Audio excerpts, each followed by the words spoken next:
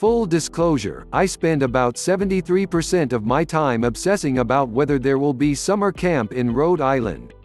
I send borderline appropriate emails to people I work with on virus response, nagging them about this.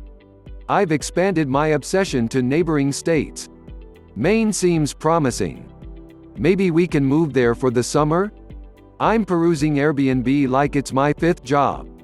The concerns with opening camps relate to the concerns with opening schools. If we get a bunch of kids together, they'll spread the virus.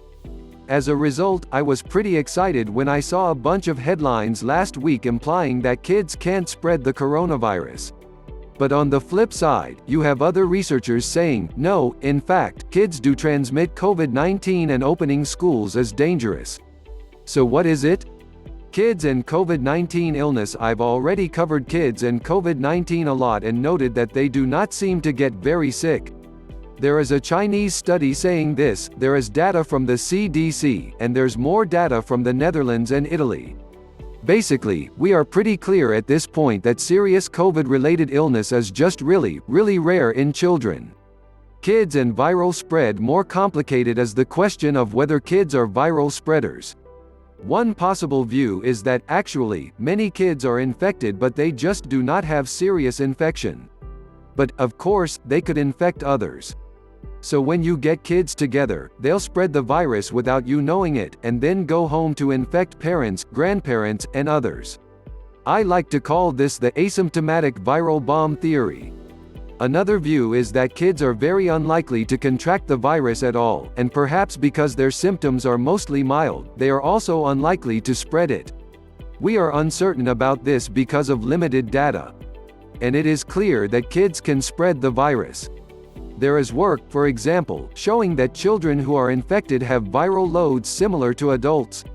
But, increasingly, the data points to the second view above, that children are not being an important source of viral spread, largely because they are simply not very likely to be infected. That data takes largely two forms. First, evidence on the overall risk of infection in kids, not how serious it is, but prevalence. And, second, evidence on whether kids are frequently the source of infection for other people. In technical terms, are they the index cases? Let's start with the first. The key question is whether kids are less likely to be infected than adults. From the data on cases in China and elsewhere, we know they are less likely to be seriously ill. But that's not the same thing as not being infected.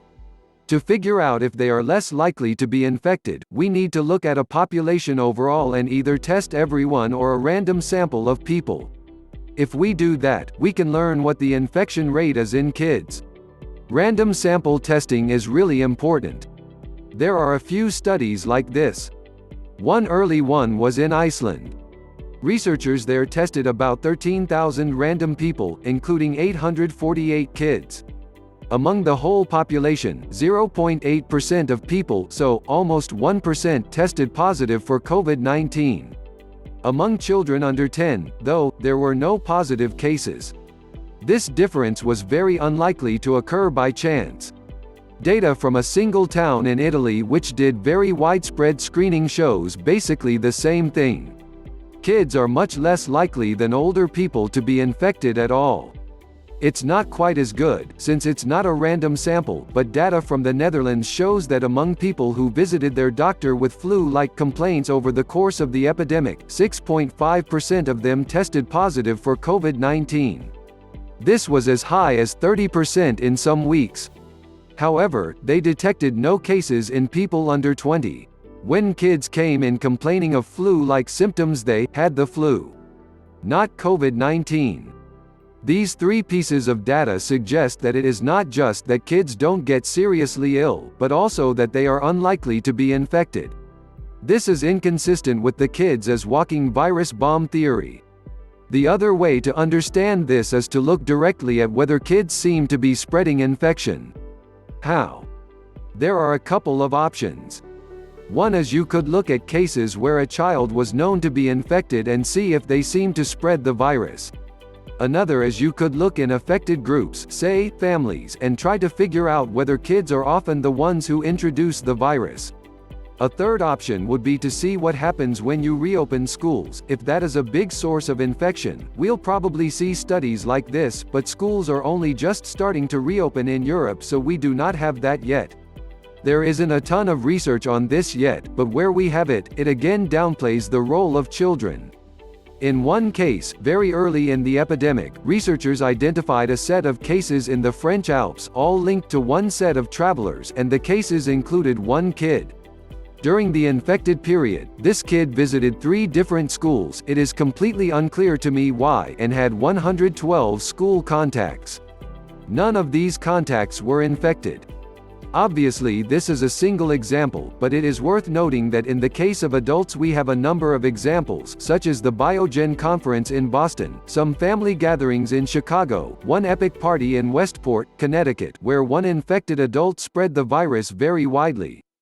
Although it is not yet peer-reviewed, data from Australia is showing similar patterns. In those data, 18 people, 9 adults and 9 kids, had COVID-19 and were in school contact with others, 735 other students and 128 other staff. No staff or teachers developed COVID-19. One primary school and one high school student may contacted COVID-19 from these initial cases. This represents a very low spread rate. Finally, researchers in the Netherlands have also been shedding light on this. They've been following families. Preliminary data has 54 families with 239 people, and looking at infections. They have so far found no cases in which the child was the first one in a family to be infected. The bottom line, some people have taken the above data to mean kids cannot spread COVID-19. This is not right. In principle, they can. They have viral loads, just like adults. Viruses do not know they are carried by kids. If a kid is infected with COVID-19 and they put their hand in their mouth and then they put it in your mouth, there is no reason to think you couldn't get the virus. Not that you necessarily would, but that you could. However, in practice it seems that infection among kids is simply very unlikely. It's not that they are infected and don't know it, it seems like they are just not infected very often. And when they are, it may be that the mild symptoms limit their viral spreading, like with the kid in the French example. What does this mean for policy, and for families? Opening schools and daycares and camps, please, is still very complicated since these all involve congregations of adults. But on the plus side, these results indicate that in those contexts, our primary concern should be adult-to-adult transmission, which may be easier to limit. For families, I think it's even more helpful. I know many of us are spending a lot of time worrying about spreading the virus from kids to grandparents. The data doesn't go so far as to say that can't happen or we shouldn't be careful, but it dials that down a lot, in my mind at least. This is, in the end, a personal decision for all of us. Good luck with yours.